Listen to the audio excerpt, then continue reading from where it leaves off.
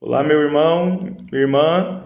Então vamos para mais um dia meditarmos um pouco mais sobre as benditas almas do purgatório e o quão é necessário nós rezarmos por elas. Então iniciemos com a nossa oração em nome do Pai, do Filho e do Espírito Santo. Amém. Senhor, responde às orações que dirigimos a Ti todos os dias deste mês, pela consolação de nossos irmãos falecidos. Dá-lhes um lugar de descanso, luz e paz. Ouve também a oração que as almas no purgatório enviarão a Ti por nós, para que a partir de agora obtenhamos através delas as graças que Te pediremos. Meu irmão, minha irmã, hoje então no nosso sexto dia falaremos sobre o tormento dos condenados, a privação de Deus, não contemplar Deus face a face. Por mais terrível que seja, o fogo não é o principal castigo do purgatório. Os teólogos apontam uma pena ainda maior, chamada de tormento dos condenados. Não somos capazes de compreender ainda neste mundo a intensidade desse tormento, que consiste na privação de Deus, porque agora não o vemos diretamente, não o amamos de todo o coração, nem sempre pensamos nele. As almas do purgatório, contudo, tiveram um vislumbre de Deus no dia do julgamento e um grande espetáculo. Para usar a expressão de Santo Ambrósio, lhes foi apresentado Deus. Deus se revelou com todas as suas perfeições adoráveis. Ele lhes imprimiu na mente sua imagem com tal vivacidade, as investiu tanto com o brilho de sua infinita majestade, que elas continuamente pensam nele e o amam com amor puro e sem mescla.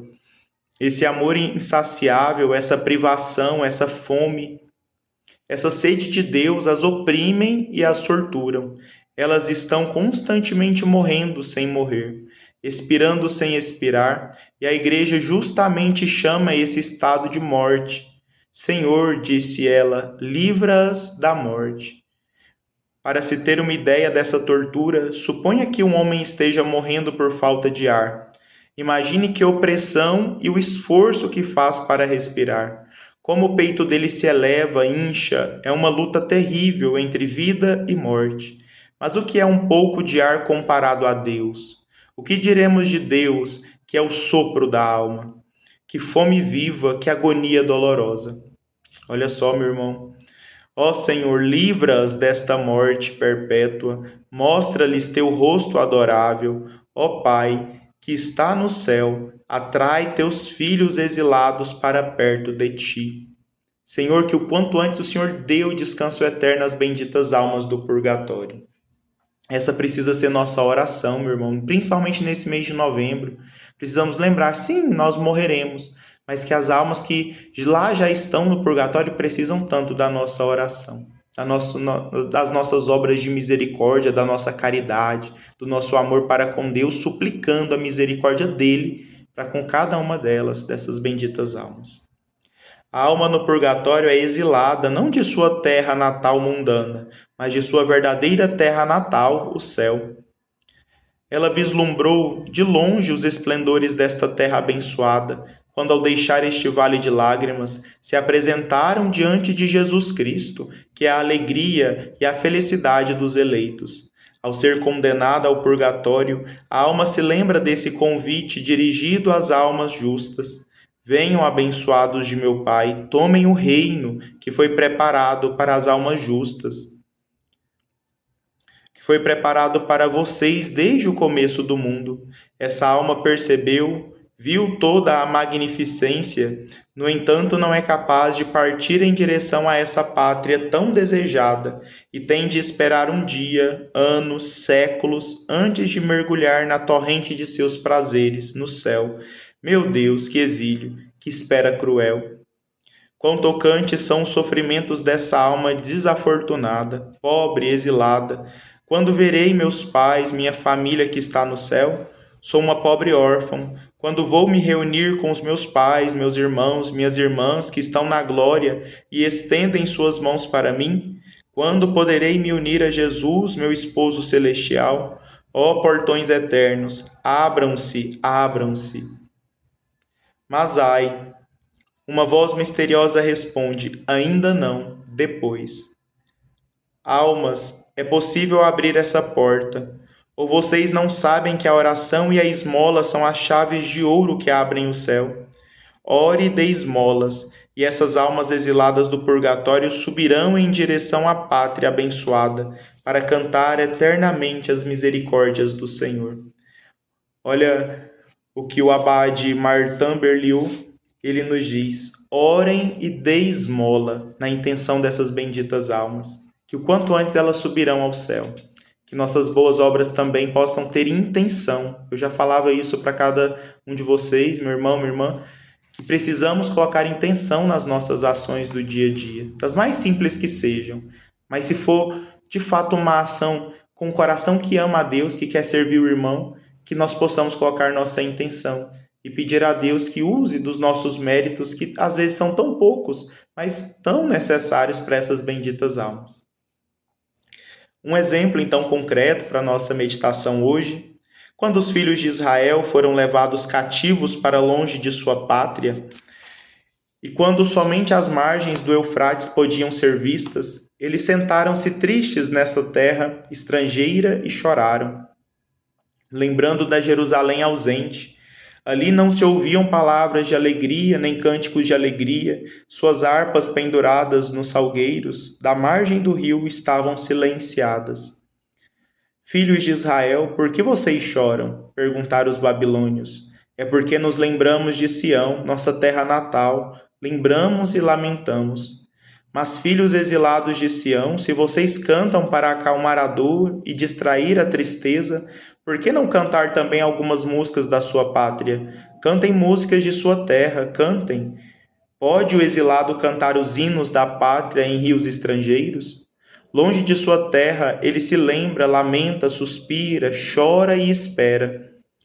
Em lágrimas, a consolação do retorno. Ó Jerusalém, que nossa língua grude em nosso palato, se algum dia a esquecermos. As almas de nossos irmãos, retidas pela justiça, longe da pátria amada, tão invocada, à beira do abismo, onde a expiação as condena e a um exílio doloroso, é ali que elas se permanecem, em margens 1000 vezes mais isoladas do que as da terra. Lá, pensando na pátria celestial, elas também começam a se lamentar, mas as lágrimas delas diferem das nossas, pois o céu difere da terra e o tempo difere da eternidade. O homem, a menos que esteja doente, tem um instinto natural para comer. Se ele parasse de comer, mesmo protegido de doenças e morte, sentiria sua fome crescer continuamente, pois seu instinto nunca diminuiria. Suponhamos que exista no mundo um único pão capaz de matar a fome de qualquer criatura. O homem viveria num tormento intolerável por não ser capaz de possuí-lo. Sua fome não passaria. Suponha também que a mera visão deste pão seja suficiente para satisfazê-lo.